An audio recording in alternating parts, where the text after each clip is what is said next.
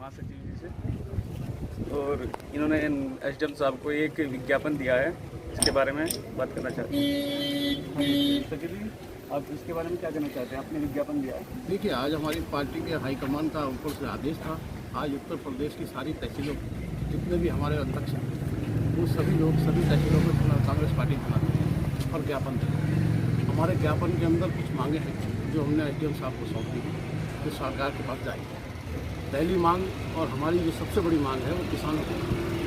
किसान विरोधी बिल जो ये पास सरकार ने करवा दिया, इसमें आज किसान दर पहले से ही जो किसान इतना परेशान और बेचारा दबा कुचला था, इस बिल के पारित होने के बाद में वो किसान की पूरी आज़ादी इस सरकार ने ख़त्म कर दी। उसका सीधा जीता जागता उदाहरण बिहार है। बिहार में भारतीय जनता पार्टी की सरकार है, मिली जुली सरकार है।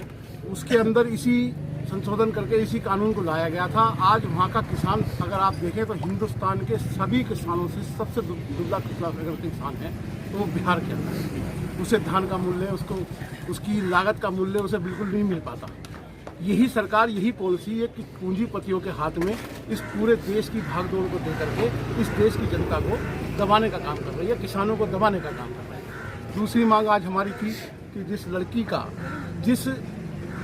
लड़की के साथ इतना बड़ा अन्याय इस सरकार ने कर दिया, जो अपने आप को हिंदुओं का सबसे बड़ा सरमाएदार बताती है, जो सरकार, उस सरकार के राज में होते हुए भी एक लड़की का दाह संस्कार आधी रात के समय 2:30 बजे कर दिया गया।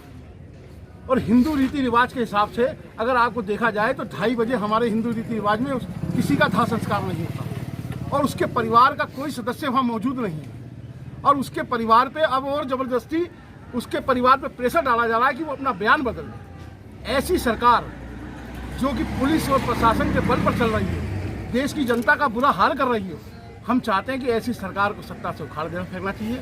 योगी आदित्यनाथ को अपना इस्तीफा दे देना चाहिए। पूंजीपतियों के हाल में खेलने वाली ये सरकार अब ज़्यादा दिन चलने वाली नहीं चलेगी। अच्छा, जैसे आपने खालिद अंजुम जी को ये विज्ञापन दिया है, इसके बारे में उन्होंने क्या आपको आश्वासन दिया है? देखिए, हमें एसडीएम साहब ने आश्वासन दिया है कि जो आपका मांग है, जो आपका मांग पत्र है, ये हम शासन को ऊपर भेजेंगे। जी। उनका तो काम हमसे ज्ञापन लेना था और हमारा काम ज्ञापन देना था अपनी पार्टी हाईकमान के आदेश पर। आगे वो शासन जाएगा जब सभी प्रदेशों से, सभी जिला अध्यक्षों से, सभी ब्लॉक अध्यक्षों से, हर तहसील पर यह ज्ञापन जाएगा तो नेचुरल बात है, सरकार को उसका जवाब देना पड़ेगा। अब ये तो जब हमारे ज्ञापन जाने के बाद में सरकार देखो उस पर क्या जवाब, क्या एक्शन लेती है। ठीक है, जैसे ये आज 2 अक्टूबर है, गांधी जी का जन्मदिन है, इसके बारे में क्या कहना चाहेंगे आप? देखिए, हमारे राष्ट्रपिता जिन्होंने इस देश को आज़ादी दिलाई, पहले तो मैं अपने सभी साथियों के माध्यम से उन्हें सत नमन करता हूँ। और ये अहिंसा का, ये बापू का ये देश आज किस दुहाई पर पहुँच गया है, ये आप मीडिया वालों से ज़्यादा, हमसे ज़्यादा आप लोग जानते। गुलामी के दौर पर आ गया। चंद पूंजीपति लोग इस देश के प्रधान सेवक को अपनी मुट्ठी में कर इस देश की अर्थव्यवस्था को नाश कर। आज छोटा व्यापारी परेशान है, किसान आत्महत्या करने पर परेशान है, रोजगार नहीं है, देश की जीडीपी गिर चुकी है। आखिर ये कब तक चलेगा? जो हिंदुस्तान कांग्रेस शासित राज्य में जब हमारी सरकार थी 10.8 की ग्रोथ से तरक्की कर रहा था, जिसे दुनिया एक अलग पहचान से देख रही थी कि आने वाले समय में ये एक महाशक्ति के रूप में उभर करके आएगा, आज 6 सालों में इस देश की क्या दुर्दशा कर दी इस सरकार ने? -24 जीडीपी इस देश की। कैसे खाएगा गरीब आदमी? क्या कमाएगा छोटा व्यापारी? आप देखिए व्यापारियों की दुकान आज क्या आलम है। लॉकडाउन जब लगाना था, जब चीजें व्यवस्था करनी थी, तब तो इन्होंने कुछ किया नहीं। और आज आप देखोगे व्यापारी के, आप बाजारों में जाओ, कोई आदमी की जेब में पैसा ही नहीं है सब काम लेने करने के लिए। कहाँ से रोटी खानी दुश्वार हुई पड़ी है एक आम आदमी के लिए। ऐसे ही सरकार को जवाब देश की जनता को इस बार देना पड़ेगा।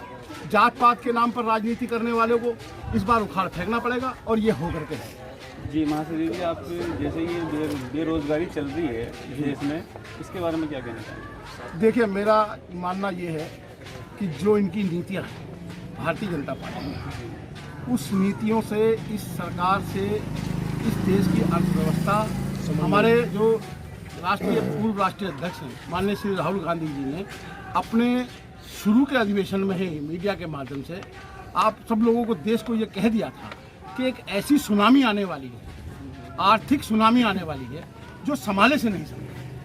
और देश की जनता को आज संभलने का टाइम है, निर्णय लेने का टाइम है कि जिस आज़ादी को सभी धर्मों ने, सभी जातियों ने मिलकर के देश को आज़ाद करवाया, आज भी अगर हम लड़ सकते हैं तो सभी लोग, सभी जातियां, सभी धर्म के लोग आपस में मिल करके इस देश के अंदर हम इस देश को आगे तरक्की की राह पे ले जा सकते हैं। अन्यथा अगर ऐसे ही फूट के डरते रहे तो इस देश का ऊपर वाला ही मारेगा। ठीक है महासचिव जी, आपका विज्ञापन बहुत बढ़िया है, आपने विज्ञापन दिया है और इनका कहना है कि देश में शांति व्यवस्था बनी रहे, दूसरा कोई भी गलत प्रभाव नहीं पड़े।